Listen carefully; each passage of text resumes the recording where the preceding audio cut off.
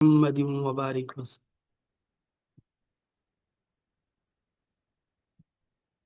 انتہائی قابل احترام برادران گرامی و عزیز بہنوں، السلام علیکم ورحمۃ اللہ وبرکاتہ۔ وعلیکم السلام ورحمۃ اللہ وبرکاتہ۔ وعلیکم السلام ورحمۃ اللہ وبرکاتہ۔ وعلیکم السلام ورحمۃ اللہ وبرکاتہ۔ آج سے ہم فن تحقیق کی مبادیات کا باقاعدہ آغاز کر رہے ہیں۔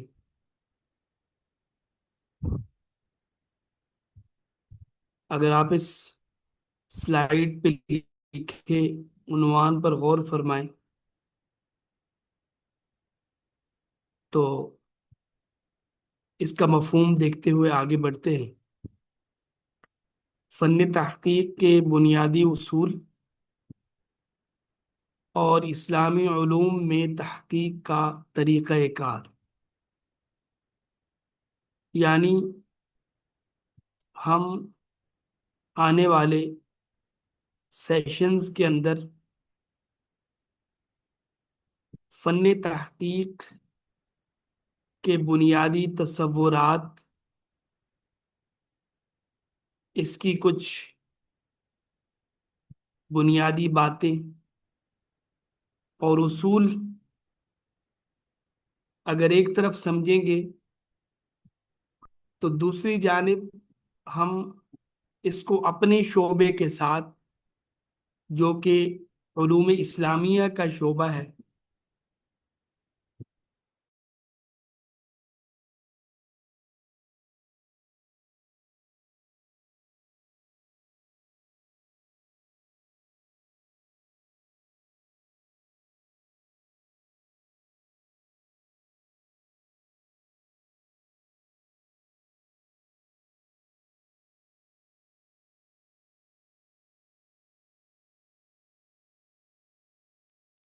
السلام علیکم ورحمۃ اللہ۔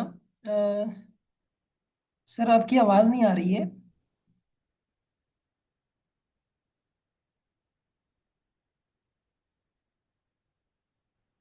اچھا، مجھے ایسے لگتا ہے کہ استاد جی کے ہاں شاید نیٹ کا کوئی ایشو تھا تو وہ کلاس سے باہر ہو گئے ہیں، تو کچھ دیر ہم سب انشاءاللہ تحمل کا مظاہرہ کریں گے، تو ممکن ہے استاد جی تشریف لیں۔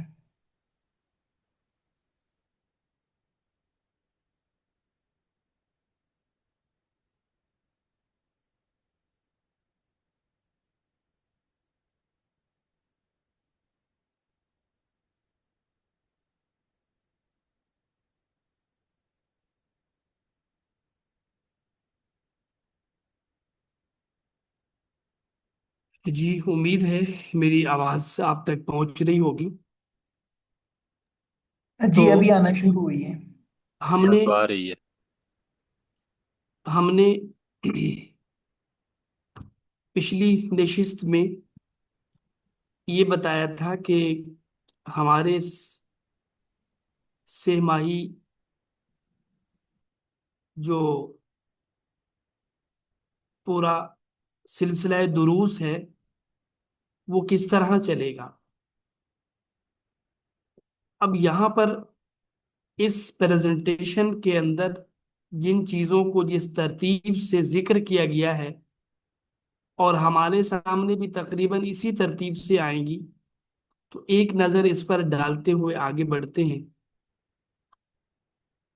کہ اس ورکشاپ اور اس کورس کو 4 حصوں میں تقسیم کیا گیا ہے، 4 ابواب کے اندر اس کو بیان کیا گیا ہے۔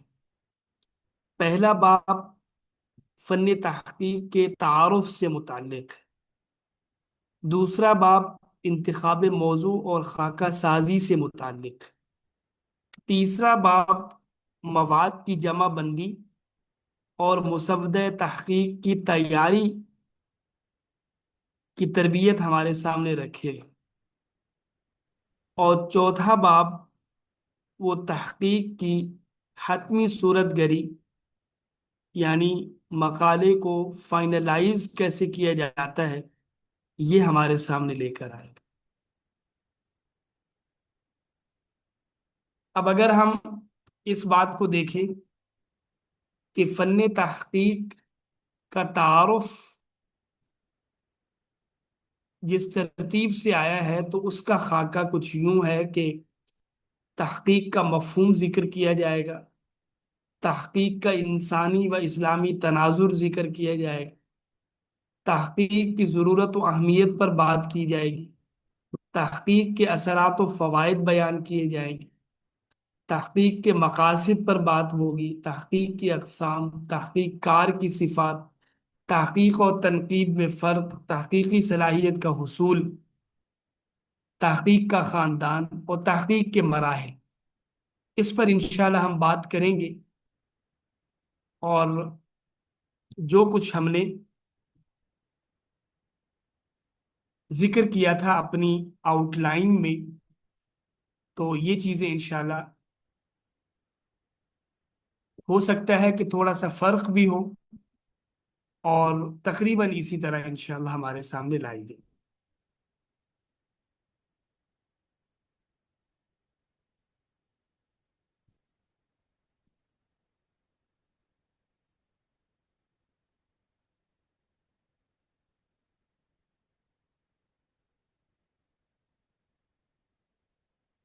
معلمات ذرا اس بات کو یقینی بنائیں کہ کسی کا ویڈیو نہ کھلا ہو، کسی کا آڈیو نہ کھلا ہو غیر ضروری طور پر۔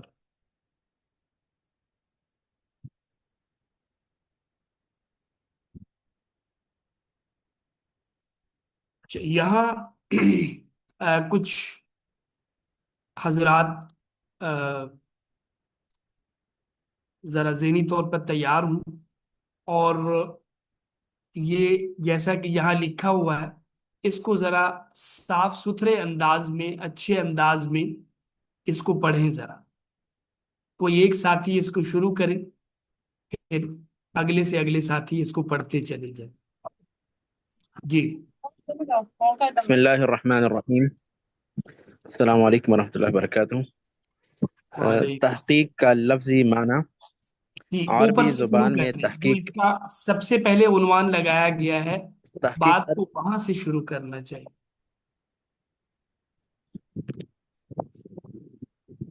تحقیق عربی زبان کا لفظ ہے اوپر جس لکھا کا ہوا ہے لغوی تحقیق معنی کا ہے مفہوم، سب سے پہلے تحقیق عنوان کا ہے مفہوم۔ تحقیق کا مفہوم، جی یہاں سے بات شروع جی، کریں۔ ہیڈنگ اور موضوع ہے تحقیق کا مفہوم۔ تحقیق کا لفظی معنی جی جس کا لغوی معنی ہے کسی چیز کی اصلیت و حقیقت کو ثابت کرنا، دریافت کرنا، کھوج لگانا، تفتیش کرنا۔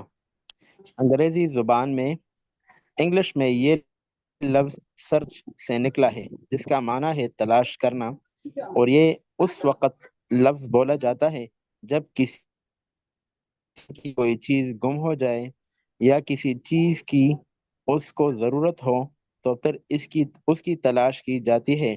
جب یہی تلاش ان تک محنت کے بعد کسی نتیجہ کے ظہور کا سبب بنے تو اسے تحقیق یعنی ریسرچ کہتے ہیں۔ تو جی شکریہ۔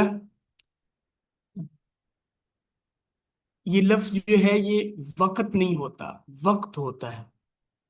تو ہم چونکہ علم سے منسوب ہیں، تو ہمیں تلفظ شناسی ہمیں آنی چاہیے، یعنی ہم جو لفظ بھی زبان سے ادا کریں تو ہمیں اس کی پوری ذمہ داری لینی چاہیے کہ لفظ کیا ہے، اس کا اعراب کیا ہے، تلفظ کیا ہے، کس طرح سے ادا کیا جائے گا۔ تو اردو زبان کے حوالے سے ہمیں ان ساری چیزوں کا خیال کرنا چاہیے،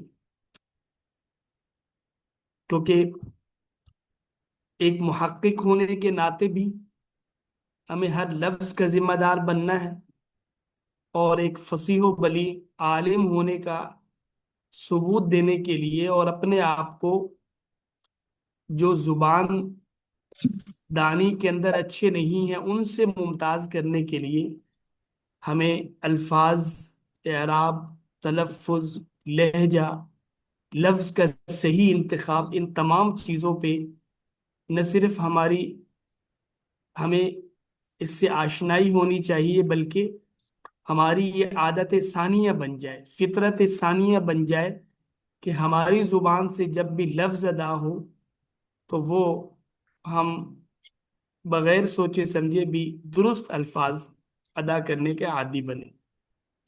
اسی کے لیے میں نے یہ چاہا ہے کہ آپ خود ان سلائیڈز کو پڑھیں بجائے اس کے کہ میں پڑھوں۔ یہ پہلی سلائیڈ میں تحقیق کا لفظی معنی ہمارے سامنے رکھا گیا ہے،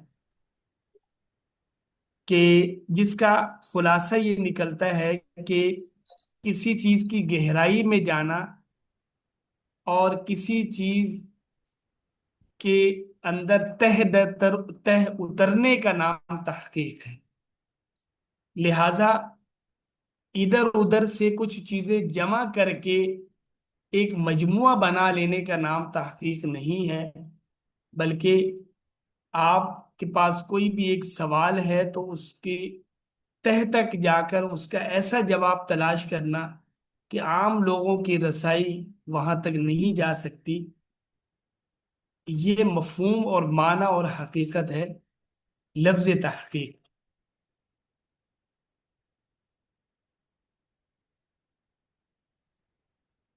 جی، اگلی سلائیڈ پڑھیں بھائی۔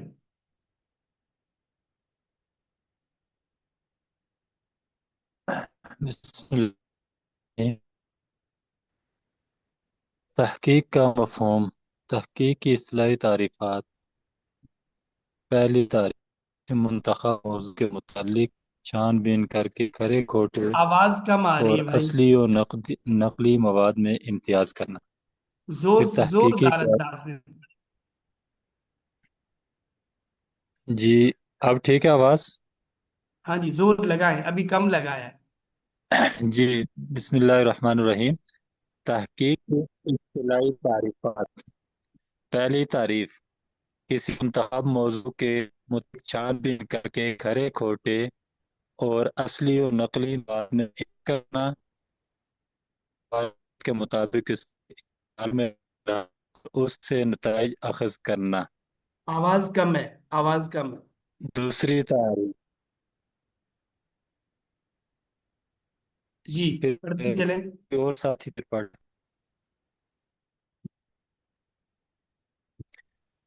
دوسری تعریف انگلش کمزور ہے، پڑھوں پھر۔ جی پڑھیں۔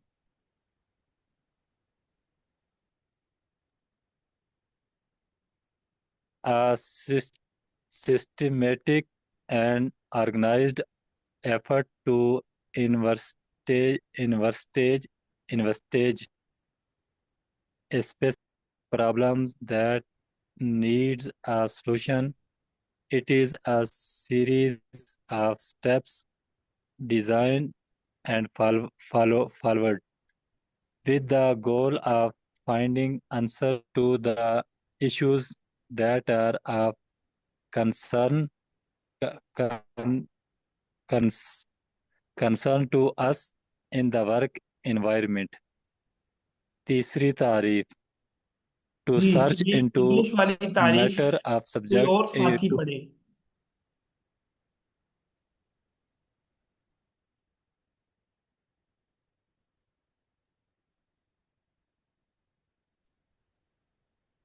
بسم اللہ الرحمن الرحیم۔ دوسری تعریف، a systematic and organized effort to investigate a specific problem that needs a solution. It is a series of steps designed and followed with the goal of finding answers to the issues that are of concern to us in the work environment. شاباش، بارک اللہ۔ جی، اگلی تعریف۔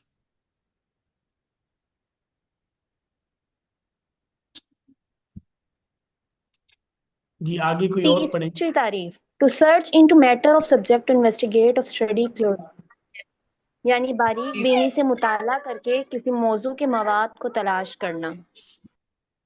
جی ٹھیک ہو، آگے۔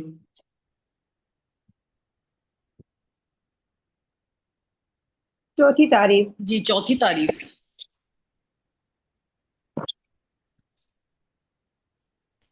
میں پڑھوں؟ جی پڑھیے۔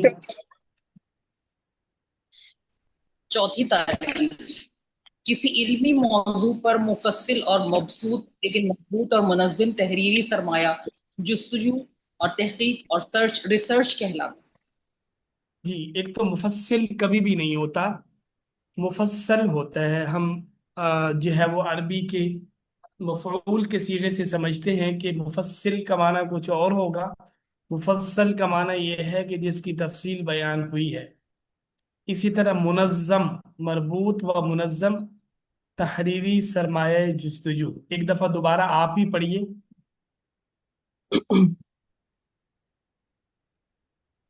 جی وہی بات صاحب دوبارہ پڑھے جنہوں نے پہلے پڑھا۔ تفصیل،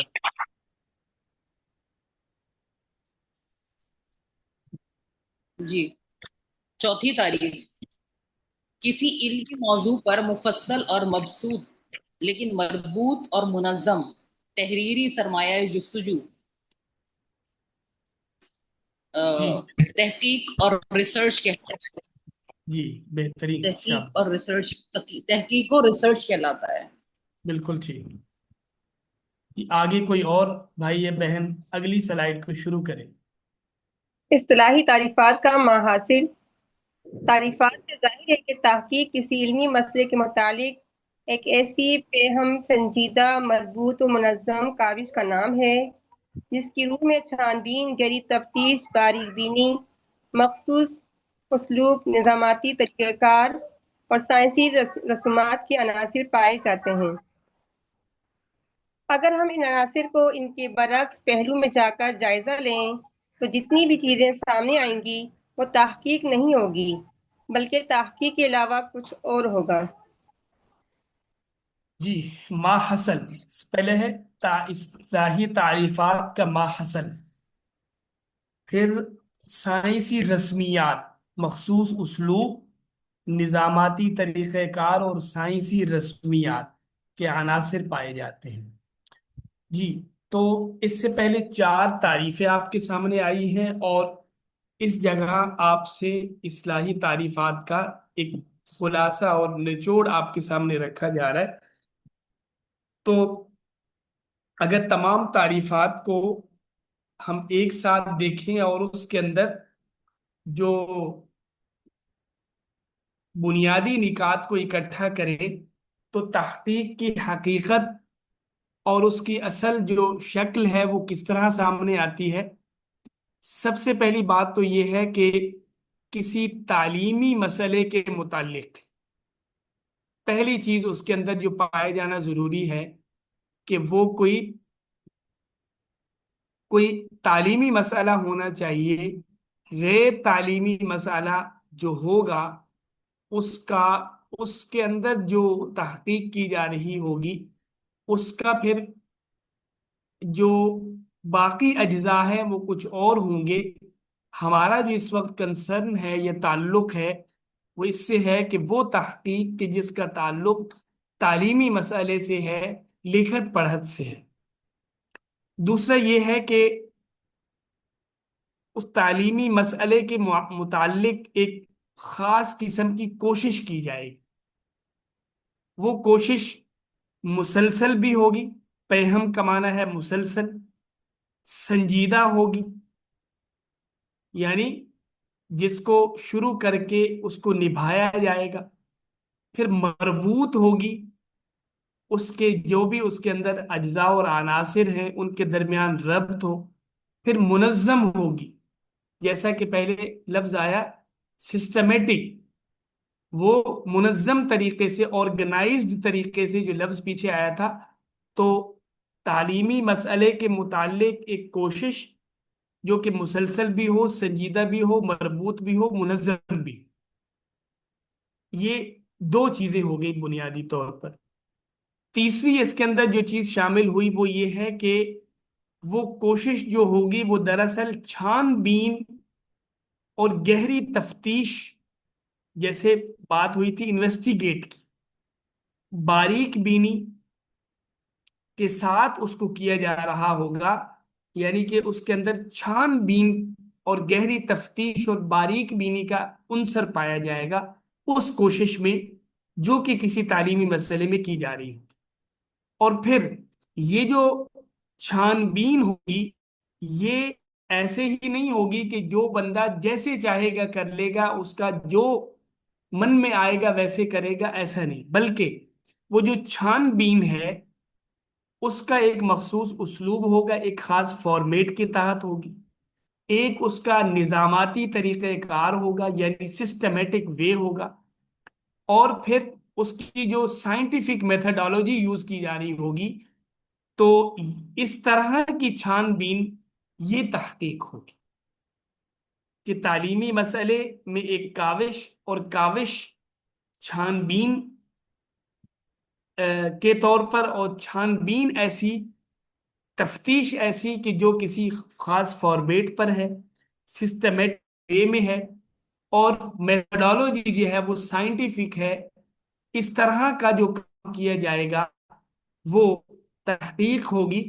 और अगर वो तालीमी मसले के मुतालिक नहीं है और ये कोशिश मुसलसल संजीदा मरबूत मुनज़्ज़म नहीं है, उसकी रूह में छानबीन और गहराई नहीं है, फिर तरीक़ेकार साइंसी नहीं है, तो ये कभी भी जो है तहकीक नहीं होगी, कुछ और होगा।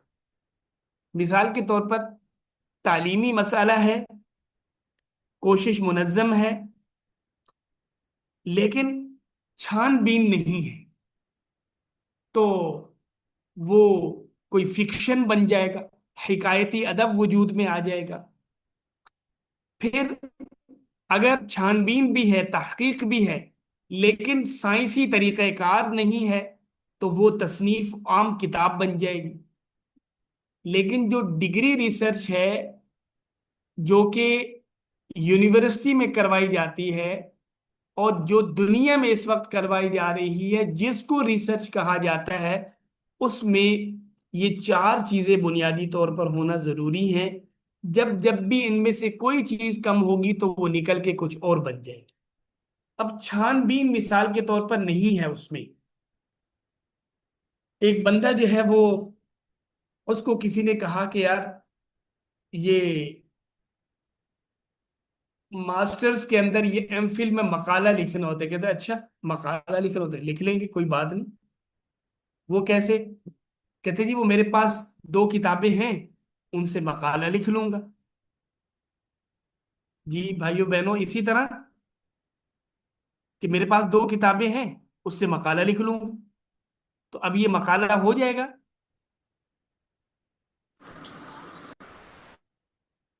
जी, तो इस तरह दुनिया में किया जाता है और इसको तहकीक समझा जाता है। चले दो किताबें नहीं, कोई थोड़ा सा अच्छा इंसान होगा तो वो चार किताबें ले लेगा, क्योंकि वो अच्छा इंसान है, तो वो कहेगा यार बहुत है। तो इस तरह की जो प्रैक्टिसेस चलती हैं, तो अल्लाह बचाए, वो गलत है, उसका नाम तहकीक नहीं है।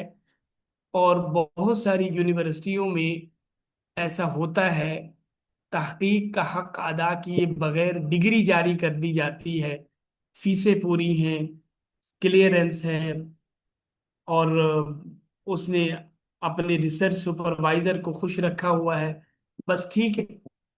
और फिर ये भी चले, मैं समझता हूं कि बड़ी दयानतदारी होगी उस माहौल में कि उसने खुद काम किया है, लेकिन अब तो ये काम करवाया जाता है। अभी कुछ दिन पहले मुझे किसी ने मैसेज किया, कोई अजनबी नंबर था, कहते जी आपका नंबर फला मौलाना साहब ने दिया है, तो उन्होंने कहा है कि मैं आपसे पूछूं कि क्या आप मकाला लिख के देते हैं। अब मैंने कहा कि ये कोई अजनबी ना होता तो मैं इसको कॉल करता, इसको बताता कि भाई आपने पूछा क्या है, پوچھنے سے پہلے سوچا تھا، یا آپ نے جو ہے وہ خواب میں بات کی ہے؟ کہ بڑے آرام سے کہہ رہے ہیں کہ مولانا صاحب نے کہا ہے. اب وہ مولانا صاحب بھی ماشاءاللہ کوئی مجتہد اعظم ہوں گے، کہ اب انہوں نے یہ بات کیسے کہہ دی کہ بھئی دوسرے بندے سے مقالہ لکھوانے کا کیا معنی ہے؟ آپ نے ایم فل کرنا ہے، پی ایچ ڈی کرنا ہے، آپ نے ساری دنیا میں یہ بتانا ہے کہ یہ میری ریسرچ ہے، اور آپ کسی اور سے لکھواتے ہیں.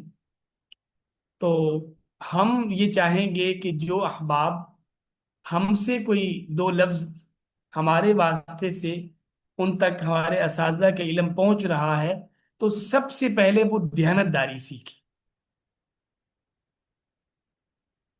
اور کتنے ہی احباب میسیجز کرتے ہیں، ان کا اسی طرح تمہید ہوتی ہے کہ امید ہے آپ خیریت سے ہوں گے، ماشاءاللہ آپ کا بڑا کام ہے، وغیرہ وغیرہ. تو وہ میں اصل میں یہ پوچھنا تھا کہ میں نے ایم فل کا مقالہ لکھنا ہے، کوئی کتاب تو بتا دیں. کبھی کہتے ہیں عنوان بتا دیں، کبھی کہتے ہیں کہ کوئی جو ہے وہ ہمیں آ، بتا دیں کہ بھئی پہلے کیا لکھنا ہے، اس کے بعد کیا لکھنا ہے. تو ہم ان کو کہتے ہیں کہ بھائی تحقیق اس چیز کا نام نہیں ہے. پہلے آپ تحقیق کی الف بے سیکھ لیں. اگر آپ کے بس کا کام نہیں ہے تو فرض تھوڑی ہے چھوڑے جائیں اور کام کرے دنیا میں، اور دھندے تھوڑی ہیں. لیکن اگر آپ تحقیق کی طرف آئے ہیں تو تحقیق کے لفظ سے ہی آپ اس وقت تک آشنا نہیں ہوں گے جب تک کہ آپ کے اندر یہ پہلی دیانت داری نہیں پیدا ہو جاتی کہ جب میں اس کو تحقیق کہہ رہا ہوں تو یہ تحقیق ہے بھی یا نہیں.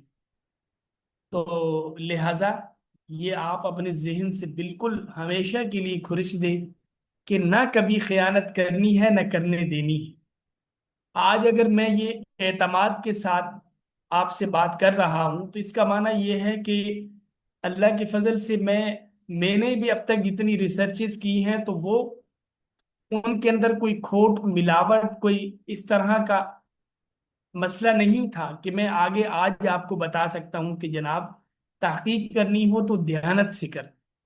اسی طرح آپ بھی اگر ہمیشہ اپنے ضمیر کے سامنے سرخرو رہنا چاہتے ہیں، اپنی بات کو مضبوط انداز میں کہنے کا جو ہے وہ آپ شوق رکھتے ہیں، تو سب سے پہلے اپنی نگاہوں میں اونچے ہوں، اور اپنی نگاہوں میں اونچے ہونے کے لیے دیانت دار ہونا ضروری ہے. اور ہر چیز کی دیانت الگ ہوتی ہے، اور تحقیق کی دیانت یہ ہے کہ اس کو اس طرح کیا جائے جیسے اس کا طریقہ کار مقرر ہے. جی اگلی سلائیڈ پڑے.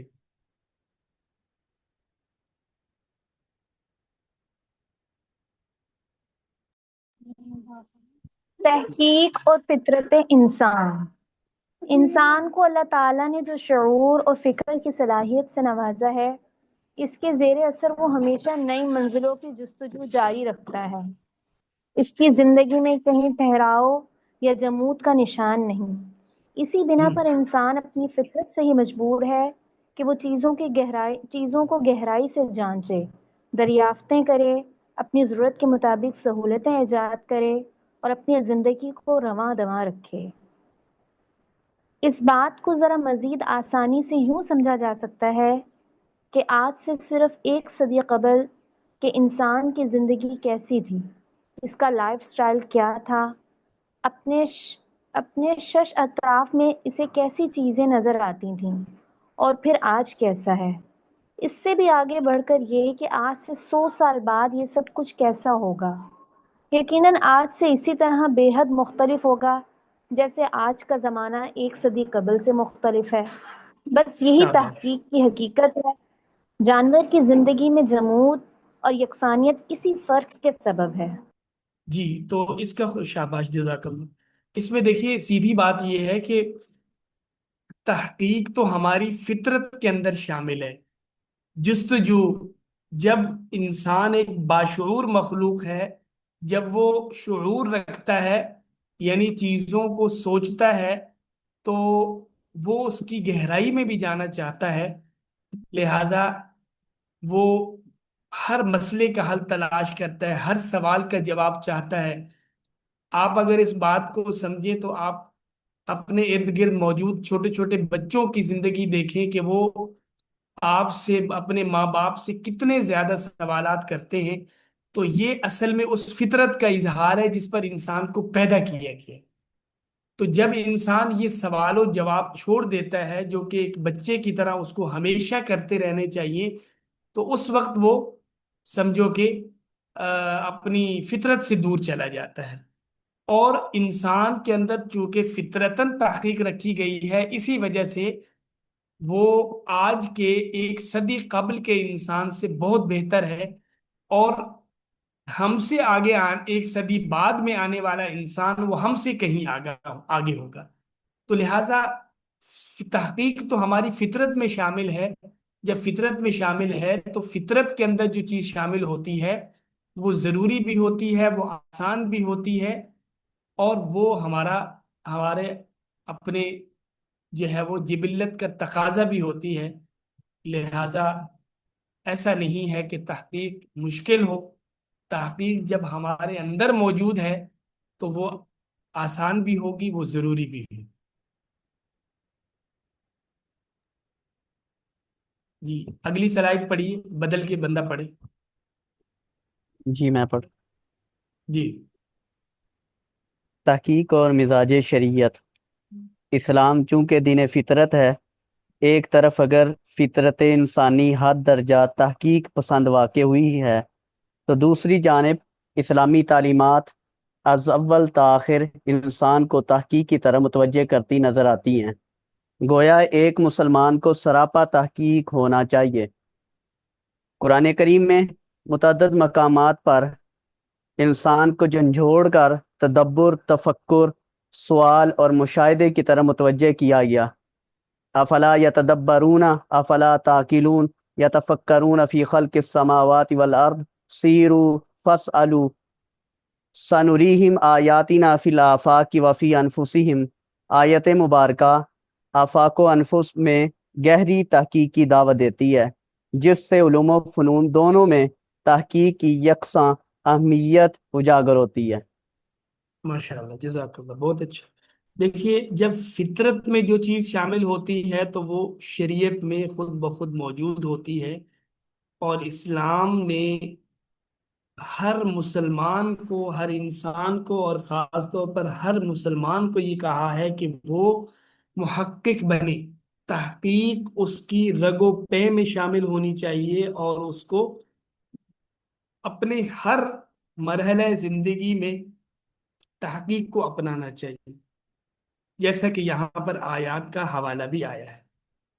اور خاص طور پر جو آفاق و انفس کی بات کی گئی ہے کہ اپنے اندر بھی غور کرنا ہے، یہاں ایک عالم اصغر ہے اور پھر ایک باہر عالم اکبر ہے، دونوں میں غور کر۔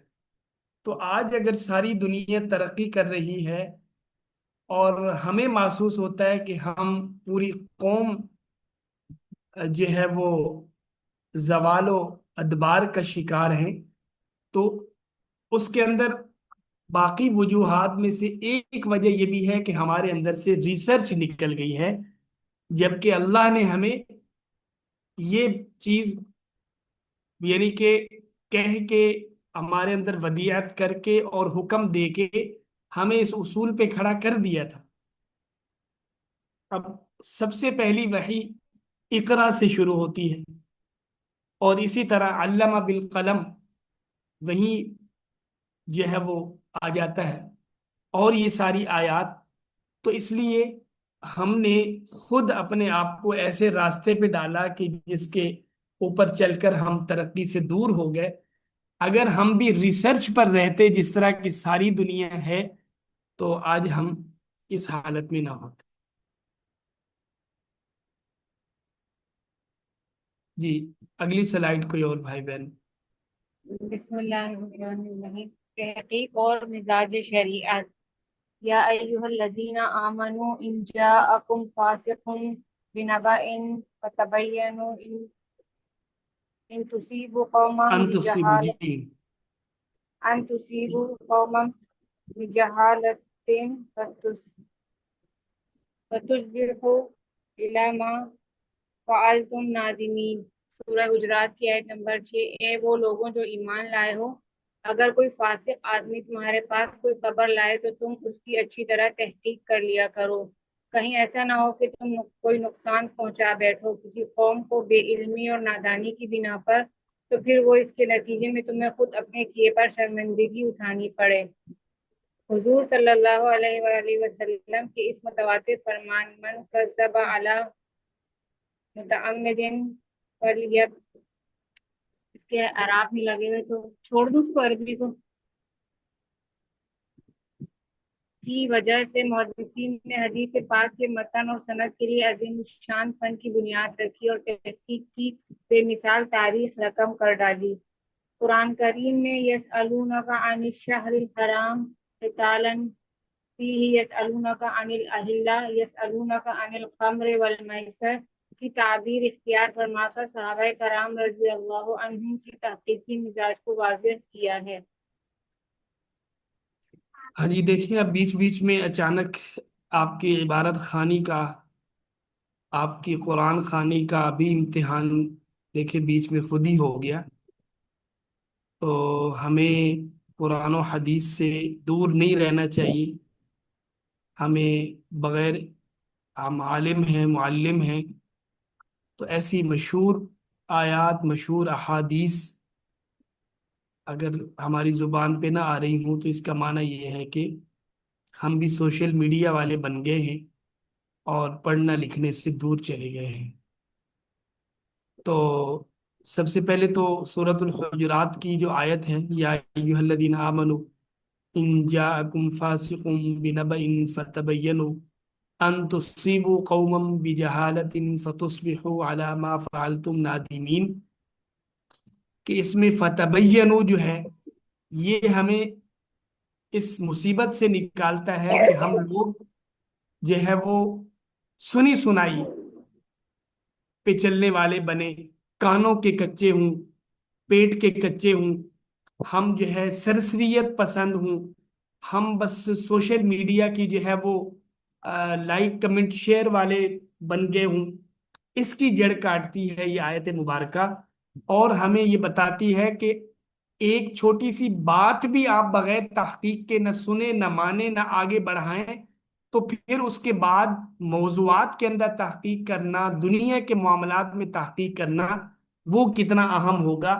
ایک چھوٹی سی بات جو کسی نے کہ، اور اسی سے پتہ چلا کہ کبھی بھی مسلمان کو ری ایکشنری نہیں ہونا چاہیے کہ ہر بات پہ ری ایکشن دے، نہیں، وہ رسپونس دیتا ہے، وہ ری ایکشن نہیں دیتا، اور وہ سوچ سمجھ کے بات کرتا ہے۔ تبین، ظاہر ہے اس پہ تھوڑا سا ٹائم تو لگتا ہے تبین پر، تو اتنا ٹائم جب لگے گا تو جذبات میں کبھی کی بات نہیں ہوگی، کچی بات نہیں ہوگی، بغیر سوچے سمجھے نہیں ہوگی، بغیر تولے نہیں بولا جائے گا۔ تو لہٰذا اپنے اندر سے ہمیں یہ چیز بھی نکالنے کی ضرورت ہے، اور اب تو اس پر پوری جنگ کا ایک یعنی کہ وارفیئر کھڑا ہو گیا، کہ جس کو آج کل بتایا جا رہا ہے کہ یہ 5th جنریشن وارفیئر ہے، کہ جس میں پروپیگنڈے کی جنگ ہے، جس میں فیک نیوز کی جنگ ہے، جس میں مس انفارمیشن اور ڈس انفارمیشن کی جنگ ہے۔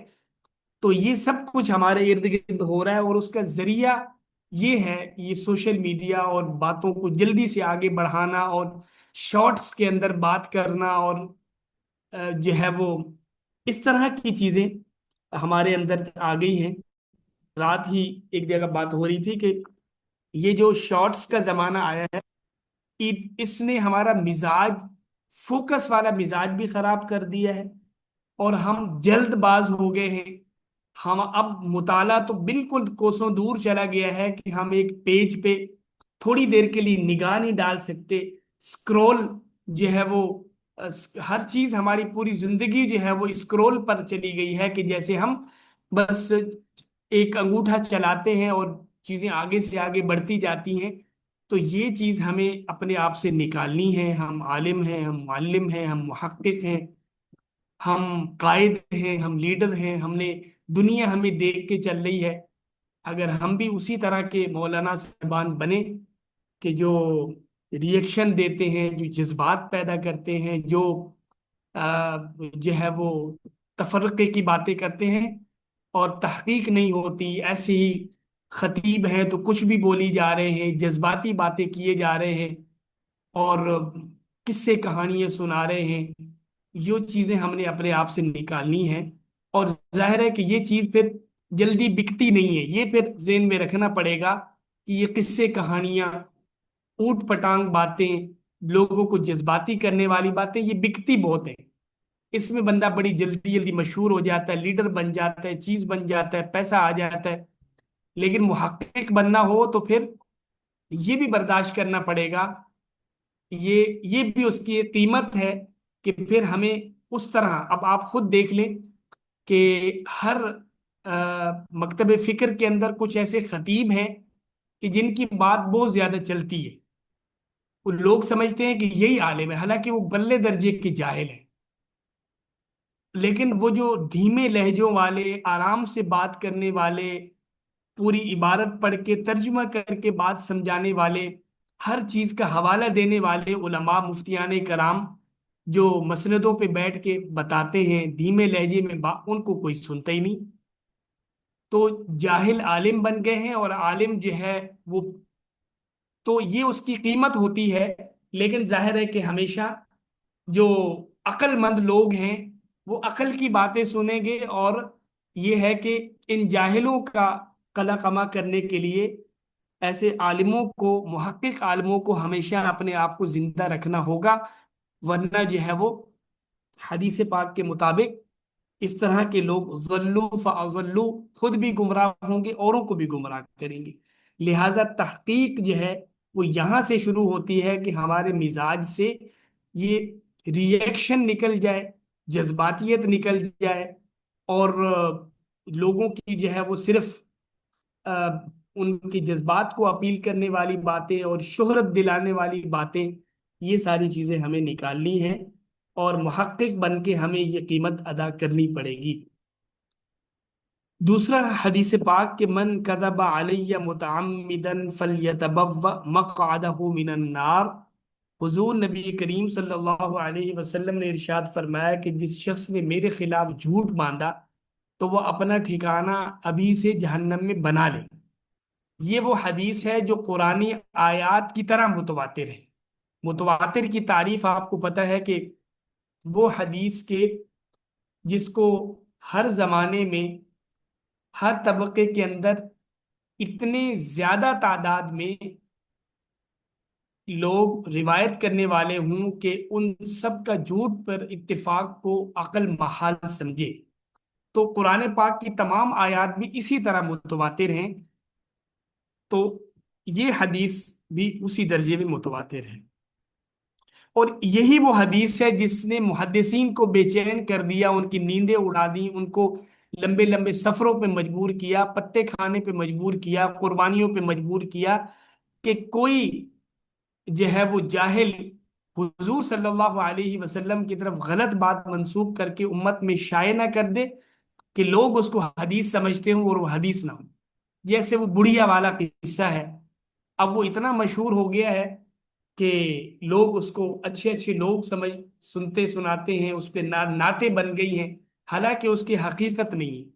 تو اس لیے یہ جو محدثین نے کارنامہ سر انجام دیا اسماء الرجال والا، کہ ساری دنیا اس پر حیران ہے کہ ان کو اپنے پیغمبر کے قول سے اتنی محبت ہے اور اتنی ذمہ داری ہے کہ ایک ایک راوی کے اتنے تفصیلی حالات انہوں نے لکھ ڈالے ہیں۔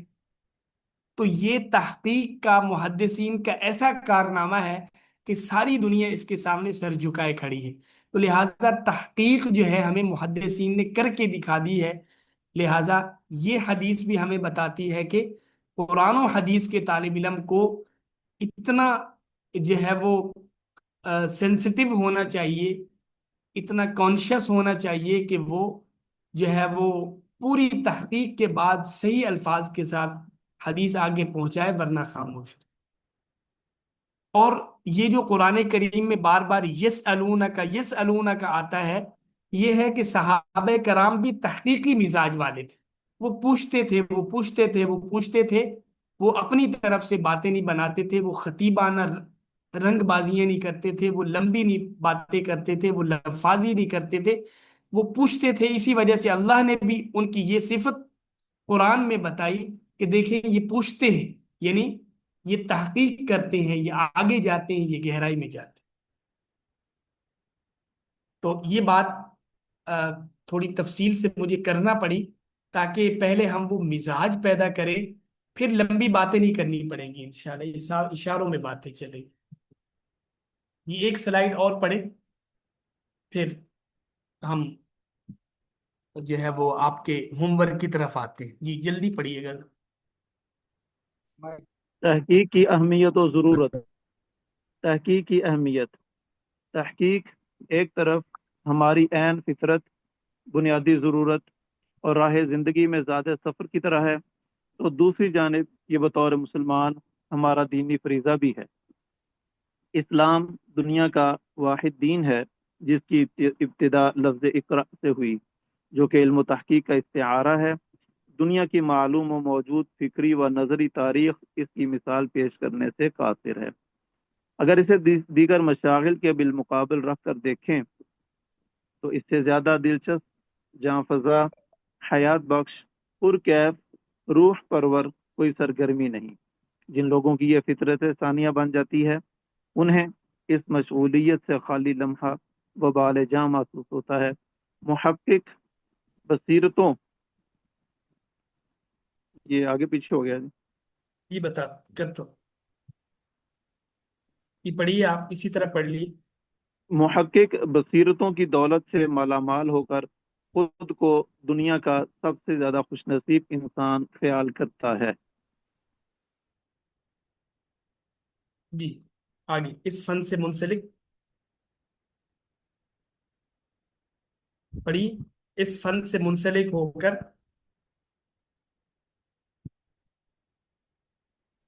اس فن سے منسلک ہو کر انسان کو بہت سے آواز مالی منافع۔ ڈوب گئی، آپ کی آواز نہیں آ رہی۔ اس فن سے منسلک ہو کر انسان کو بہت سے مالی منافع بھی حاصل ہوتے ہیں۔ دنیا کے چوٹی کے بزنس ریسرچ اینڈ ڈیولپمنٹ کے لیے بھاری رقوم مختص کرتے ہیں۔ بہت سے شعبہ زندگی میں ملازمت میں ترقی کا مدار ریسرچ کی قابلیت، تعداد اور معیار پر رکھا جاتا ہے۔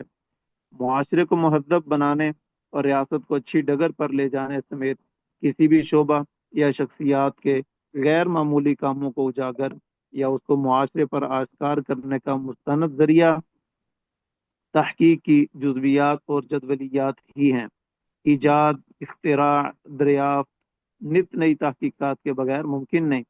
اس کے بغیر فرد جمود اور معاشرہ رسمی تقلید، جگاڑ، دست نگری اور محتاجی کا شکار ہو جاتا ہے۔ الحاصل، علمی تحقیق نفس انسانی، ملک و ریاست اور علم و معرفت کی ترقی کا انتہائی فعال اور یکتا ذریعہ اور سبب ہے۔ جزاک اللہ، ماشاء اللہ۔ یہاں تک ہم نے آج جو اس کے انتہائی بنیادی باتیں اور بنیادی تصورات اور خاص طور پر تحقیقی مزاج کے حوالے سے ہم نے بات کی ہے، یہ آپ نے اس بارے میں غور کرنا ہے، سوچنا ہے۔ ہر ایک نے اپنے بارے میں غور کرنا ہے کہ وہ تحقیقی مزاج کے حوالے سے کہاں کمی ہے، کہاں اس کو امپروو کرنا ہے۔ اس کے مزاج میں کوئی اگر اس طرح کی جو ہے وہ کوئی آواز اس کو آتی ہے کہ وہ چیزوں پہ جلدی ری ایکشن کیا کرے، سرسری چیزوں کو لیا کرے، تو اس کو جو ہے اپنے آپ سے یہ ساری چیزیں نکالنی ہوں گی۔ اور اسی طرح جو سوشل میڈیا نے ہمارا مزاج خراب کر دیا ہے، اس پر بھی قابو پانا ہوگا۔ اور اب آگے سارا کچھ آپ کو پڑھنے سے متعلق ملے گا، لکھنے سے متعلق ملے گا۔ اس کے لیے انتہائی توجہ کے ساتھ، فرصت کے ساتھ، فراغت کے ساتھ موبائل فون وغیرہ کو اپنے آپ سے دور رکھ کر اور ایک ماحول بنانا ہوگا آپ کو، یعنی آپ نے ایک گوشہ تنہائی بنانا ہے جہاں آپ کی کتابیں ہوں، آپ کا پڑھائی کا ماحول ہو، اور وہاں تک کسی کی غیر ضروری رسائی نہ ہو. یہ ساری چیزیں بھی ابھی آپ نے اگلے سیشن سے پہلے پہلے کر کے لانی. اچھا، ابھی ہم آتے ہیں آپ کے اس واجب کی طرف، پروجیکٹ کی طرف، تو جس میں ماشاءاللہ آپ کی رپورٹ یہاں میرے سامنے آ گئی ہے کہ جس بندے نے جو آرٹیکل سرچ کیا اس کی تفصیل یہاں پر آ رہی ہے. میں اس پر تھوڑی بات کرتا ہوں. 15 ہمارے جو حضرات ہیں ان کے مقالہ جات یہاں آئے ہیں. انہوں نے گویا کہ اپنا کام بھیجا ہے، اور جو ہے وہ خواتین کی جانب سے یہ تقریباً 50 مقالہ جات جو ہے وہ 49 مقالہ جات سرچ ہو کر وہ بھی سامنے آئے ہیں. تو اس میں جتنی حاضری ہے اتنا ہی ہوم ورک بھی ہمیں ملنا چاہیے ہمیشہ. اور انشاءاللہ آپ میں سے کوئی بھی آخر تک کوئی ایک درس، کوئی ایک لیکچر مس نہ کرے. اس کی وجہ یہ ہے کہ آپ خود اندازہ کر چکے ہیں کہ اس کے اندر یعنی بڑی سنجیدگی، پابندی، محنت، یہ سب چیزیں اس میں درکار ہیں. اگر آپ ابتدائی شوق اور جوش کے اندر کچھ دن تو آپ نے ہمارے ساتھ چلے، پھر آپ چھوڑ گئے تو آپ ایک بڑے نقصان کو جو ہے وہ اٹھانے والے ہوں گے. تو اس لیے آپ ابھی سے اپنے آپ کو پوری طرح تیار کریں، عزم کریں کہ ہر درس میں آنا ہے، ہر جو ہے وہ پروجیکٹ کرنا ہے اور بر وقت کرنا ہے، تو تاکہ آپ سب لوگ ایک مثالی کلاس بن سکیں. اور دیکھیے آگے چل کے چیزیں اور مشکل ہوتی جائیں گی. جب آپ کے جو ہے وہ پرپوزل کا ٹائم آئے گا، آپ کا انتخاب موضوع ہو رہا ہوگا، آپ نے مقالہ، ہر اگلی چیز پچھلی چیز کے ساتھ جڑی ہوئی، آج والی نہیں ہوئی تو کل والی اس سے زیادہ مشکل بن جائے گی. تو ابھی جیسا کہ آج جب ہم نے بسم اللہ پڑھی ہے 4 بجے، تو اس وقت 40 حضرات و خواتین آ چکے تھے. اس کا معنی یہ ہے کہ اس کے بعد تقریباً 25 جو ہے وہ ہمارے شرکاء آئے ہیں. تو 25 شرکاء لیٹ آئے ہیں. تو یہ لیٹ آنا بہت بڑا جرم ہے زندگی کے ہر میدان. تو یہ اپنے اندر سے یہ ایک معذوری ہے جو انسان کے اندر ہو، پھر کبھی بھی آپ، چونکہ میں ہمارے قوم ہیں، پھر ساری قوم بھی جو ہے اسی طرح لیٹ والی تیار ہو جائے گی. جیسا کہ اگر وہ مستری اگر شروع کی اینٹیں ٹیڑھی رکھے گا یا اس کی آنکھ میں کوئی فرق ہوگا تو وہ ساری دیوار ٹیڑھی ہو جائے گی. تو اسی طرح آپ اگر قوم کے معمار ہیں تو سب سے پہلے تو جو ہے وہ آپ کو، ہم سب کو جو ہے وہ بالکل صحیح ہونا چاہیے. اس کے لیے ضروری ہے کہ ٹائم سے پہلے پہنچے. 3:55 یہاں حاضری کا وقت ہے، تو 3:55 سے آدھا گھنٹہ پہلے آپ اپنے آپ کو فارغ کریں.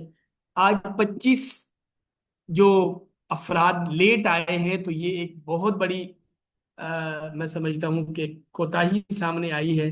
یہ نہیں ہونی چاہیے. اپنے اندر سے جو چیز جو جس کو کہتے ہیں نا کہ معذوری ختم کرے بندہ، ورنہ جو ہاتھ ٹوٹا ہوا بندہ ہے وہ سب کو برا لگتا ہے، پاؤں ٹوٹا ہوا بندہ ساروں کو ایسے ہی یہ بھی ہمارے اندر ایک معذوری اور ڈسیبلٹی ہوتی ہے کہ ایک بندہ جو ہے وہ لیٹ آنے کا عادی ہے. تو لیٹ نہیں آئے، ٹائم پہ تشریف.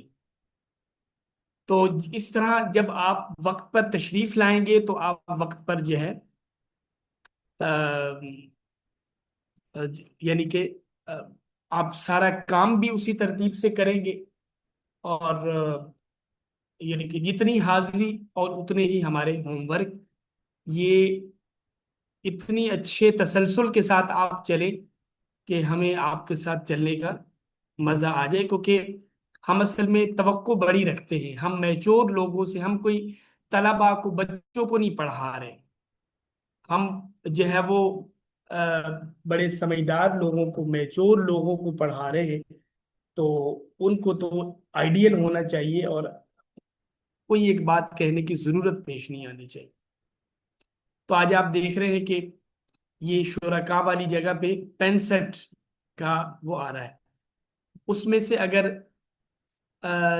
مثال کے طور پر 3 یا 4 یا 5 کہہ لو، 5 اگر معلمین ہیں، منتظمین ہیں، تو باقی جو ہے 60 طلبہ و طالبات یہاں تشریف فرما ہیں۔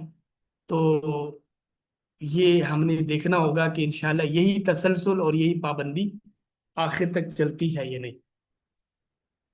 تو اس میں دیکھیے کہ یہاں پر جو آپ کے مقالہ جات ہیں، مثلا شکیل احمد حقانی، ان کا ہے علم، مقاصد شریعت کی اہمیت، اہل فن کی خدمات، حدود اور شرائط۔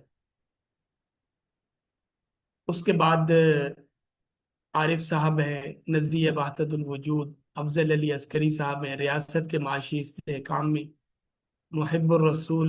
بڑے اچھے اچھے ماشاءاللہ آپ لوگوں نے مقالہ جات نکالے ہیں، اور سب نے یقیناً اپنے ذوق کے مطابق چیزیں نکالی ہوں گی۔ اور مجھے اس بات کی بھی خوشی ہے کہ ان مقالہ جات میں اکثر جو ہے وہ یعنی کہ الگ الگ ہے، لیکن دیکھیے بہت سارے ایک بھی ہیں۔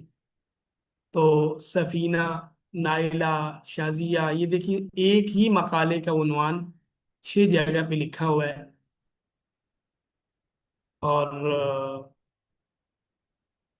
اسی طرح پروسپیکٹس آف چائنیز لینگویج، یہ 3 نے لیا ہوا ہے۔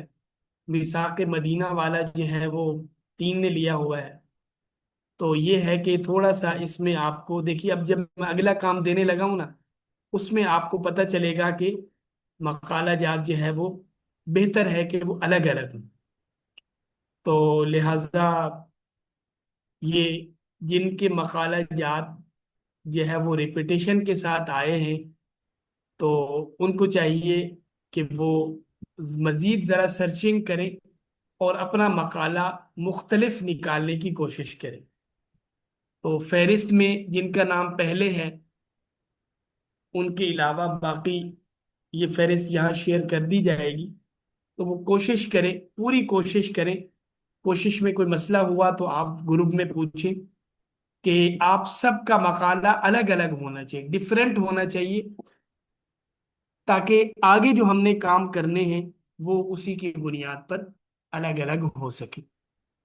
اچھا، اس میں اب اگلا کام آپ کے ذمے یہ ہوگا کہ آپ سب نے اپنے اپنے اس ریسرچ آرٹیکل کو پڑھنا ہے۔ پہلے ہم نے آپ کو پڑھنے کا نہیں کہا تھا، لیکن اب آپ نے اس مقالے کو پڑھنا ہے۔ ایک دفعہ اگر آپ پڑھ لیتے ہیں تو دوسری دفعہ پھر پڑھیں، کیونکہ آج ہم نے یہ آرٹیکل پڑھنا ہے، تو کل انشاءاللہ ایک وقت آئے گا کہ ہمارا آرٹیکل بھی کوئی اور پڑھ رہا ہوگا اور وہ اس کا حوالہ دے رہا ہوگا۔ تو یہ اب دوسرا کام ہے آپ سب کا۔ اب جب یہی والی فہرست اپڈیٹ ہوگی تو اس میں یہاں پر آپ سب نے رپورٹ دے دینی ہے، اور یہاں پر لکھا جائے گا کہ انہوں نے یہ مقالہ مکمل پڑھ لیا ہے۔ پھر آگے ہم اس سے اگلا جو کام ہوگا وہ ہوگا کہ ان مقالوں کا ہم خلاصہ لکھیں گے، اور اس کے بعد ہم انہی مقالوں کی پریزنٹیشن بنائیں گے۔ یہ ہم نے 4 کام صرف اسی ایک آرٹیکل پہ کرنے ہیں، لہذا ضروری ہے کہ سب کا آرٹیکل الگ الگ ہونا چاہیے۔ تھوڑی سی محنت دوبارہ کرے، کیونکہ جو بندہ زیادہ محنت کرے گا تو وہ ظاہر ہے کہ زیادہ اچھا ہو جائے گا، اس کی تحقیق میں اور گہرائی آئے گی۔ لہذا مقالہ جات الگ الگ، اور اگلا کام یہ ہے کہ آپ نے جو ہے یہ منگل شام سے پہلے پہلے یہ رپورٹ دے دینی ہے کہ آپ نے اپنا مقالہ پڑھ لیا ہے۔ تفصیل کے ساتھ آپ نے 1 دفعہ یا 2 دفعہ یا 3 دفعہ، آپ نے جتنی بھی دفعہ پڑھا ہے آپ نے لکھنا ہے۔ تو انشاءاللہ اسی پر رپورٹ مرتب ہو جائے گی، اور اگلی دفعہ پھر آپ سے اس پر جو ہے وہ سوال و جواب بھی جو ہے وہ کیا جائے گا۔ اور یہ میں تھوڑا سا بتا دوں کہ یہ جو ہم نے آپ کو بتایا کہ آپ یہ آرٹیکل سرچ کریں، ڈاؤن لوڈ کریں، تو یہ ہم نے آپ کو ڈائریکٹ جیسے تھوڑی بہت تیراکی سکھانے کے بعد آدمی بندے کو تالاب میں ڈال دے کہ بھئی کچھ غوطہ کھائے گا، کچھ کوشش کرے گا، کچھ سانس پھولے گا، کچھ جو ہے وہ جان بچانے کی چکر میں منزل تک پہنچنے کی کوشش کرے گا، کنارے تک آنے کی، تو ایسے ہی ہم نے آپ کو ڈائریکٹ پھینک دی۔ لیکن اب تھوڑا سا اس کا بیک گراؤنڈ میں 2-3 منٹ میں بتا کے بات کو پورا کرتا ہوں۔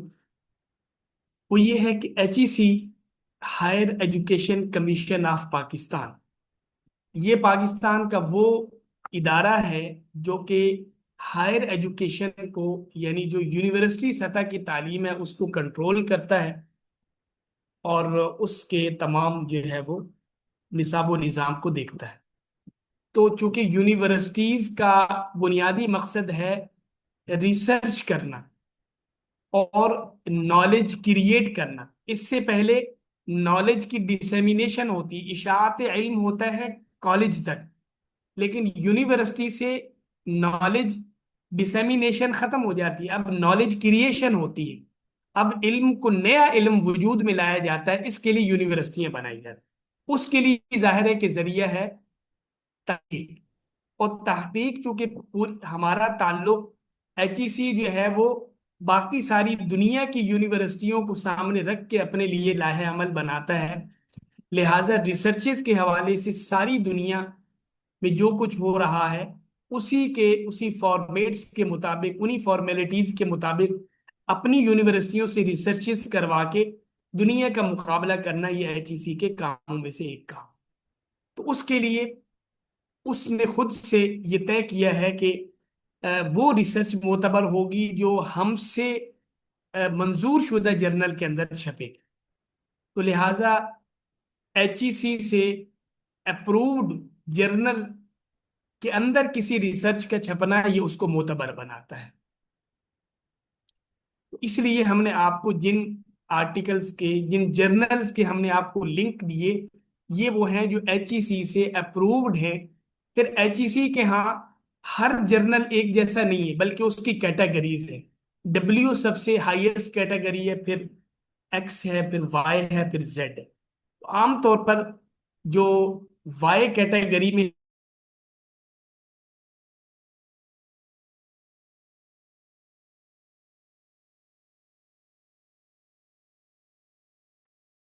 سر آواز نہیں آ رہی۔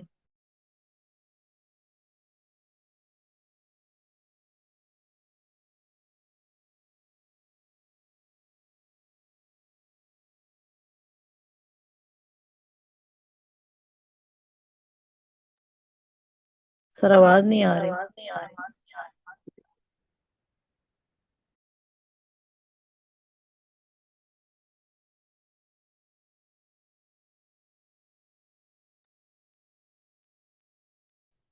مائک تو کھلا ہے ان کا، شاید نیٹ کا مسئلہ ہو۔ ہاں ہو سکتا ہے۔ ہاں تو ڈسکنیکٹ ہو گیا ہوگا۔